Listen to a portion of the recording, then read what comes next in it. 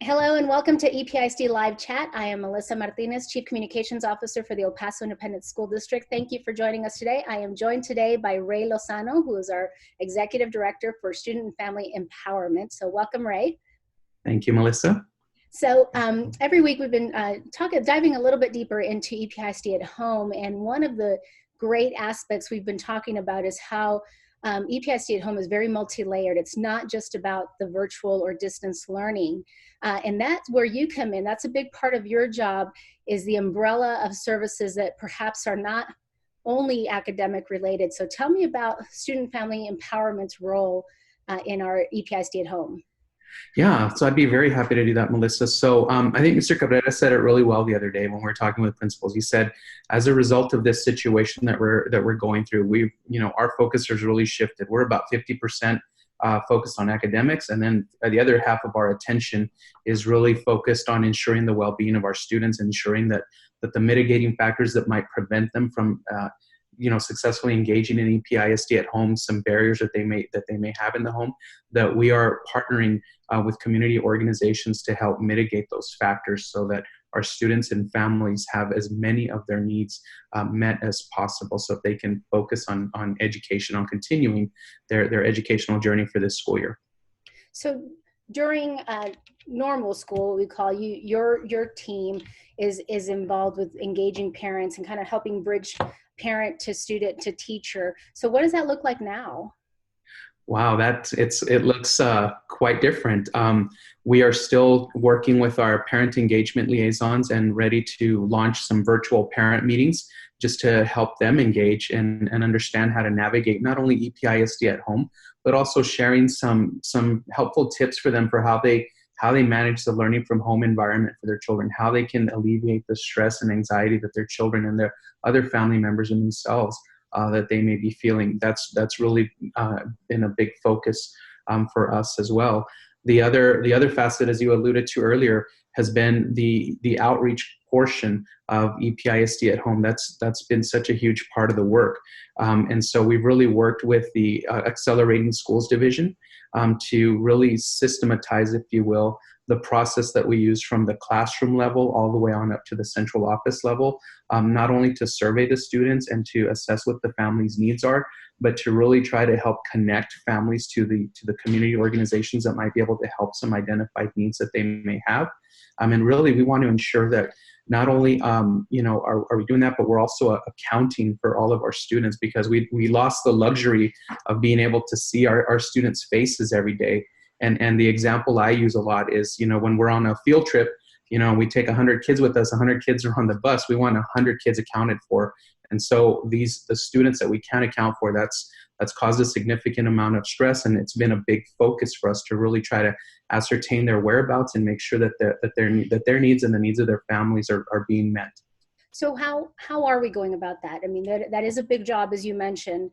From the start, we have been doing these wellness checks, as we call them, where teachers are calling their students just as for asking a number of questions of wellness, well-being questions. So for those, how many have we not been able to reach at this point? So those numbers, there's some different numbers that are out there. It may be as many as 4,000, and it may be as little as 750 students. That is, so the way that we arrived at that number of 750, and that's a preliminary figure, we're still refining the data, but all of our teachers have conducted surveys, and so we've looked at the number of surveys that have been completed, and of course we have students whose families have not completed that. So we started looking at another indicator, and that is participation in online learning via Schoology. And so when we started looking at those two factors, we're able to look at, okay, so if we can't account for them in a survey, we can at least infer that the students have a device and that they have a hotspot to continue their learning.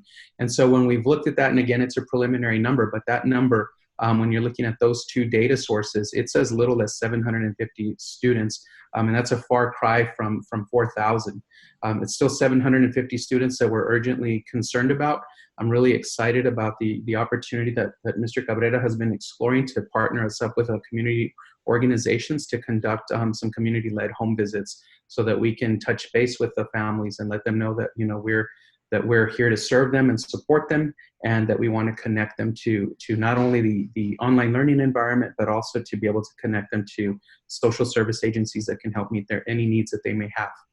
And so if we've learned anything, I know over the last month that we've been in this situation, it's certainly flexibility, right? And really adapting. And I know that there's a lot of ways that we're connecting with students, and you've mentioned some of them. And we're doing the checks, call-in, emails, logins, checking all of those things, because we know for whatever reason, a parent might not be available to take that call when we call to make a survey, but that doesn't mean that their child has not been participating in learning, or a parent has chosen maybe our print option over digital at this point. So and we know that's happening, where teachers are communicating with families that maybe aren't connecting digitally for a multitude of reasons, correct? Correct.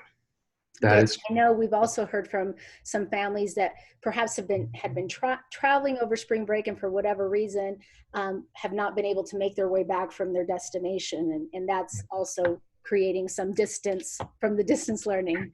Yes, absolutely. Those are all factors. And you know what our goal is with that, either that 4,000 figure or the 750 figure, is to really ascertain specifically what the situation for those students is, so that we can help them wherever they are. I know, one of our concerns, something that comes up is, we know that we have some students that travel to Mexico for spring break, and that they haven't been able to come back.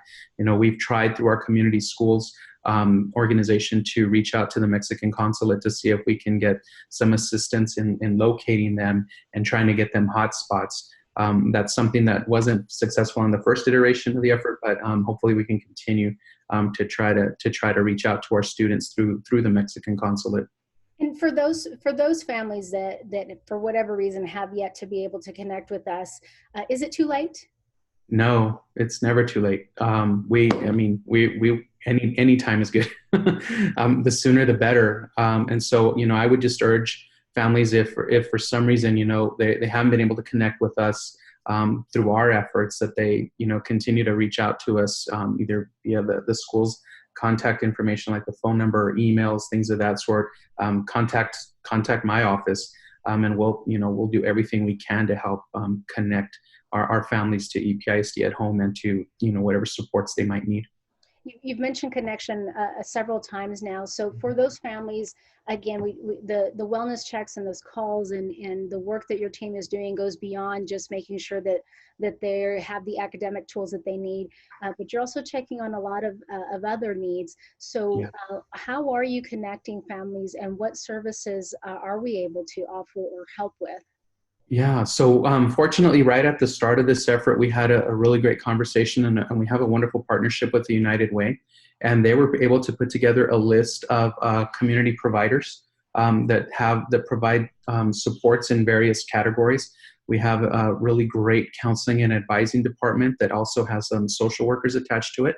And they also came up with a list, and we combined that list. And if we look at the EPISD at Home webpage, we have a community resources directory that has about 45 different organizations. And so the way that we're doing it at this point, and keep in mind that the process gets enhanced. I mean, each day we learn something new. But at the first level, when the teacher is connecting with the student's family, as the family shares, let's say, for example, they state that they need food. And by the way, right now we have a little over 900 families that have identified that they need food. I think it's 924 to be exact. Then the teacher would share with the family. There's a local food bank that's near you. Here's their location. Here's their contact number, so that the family can reach out and initiate that connection. Unfortunately, we're kind of hampered by this, by the distance learning and such. So right now, that's what we're able to do. Then at the second level, at the school, what I call the second level of the student care team, then it's incumbent upon us, and that typically falls in an campus administration and their team, to follow up and look at. Let's say we had 50 students at our school that identified that their families identified that they needed food, to follow up with them and see, were you able to make that connection? Is there anything more that we can do to help out?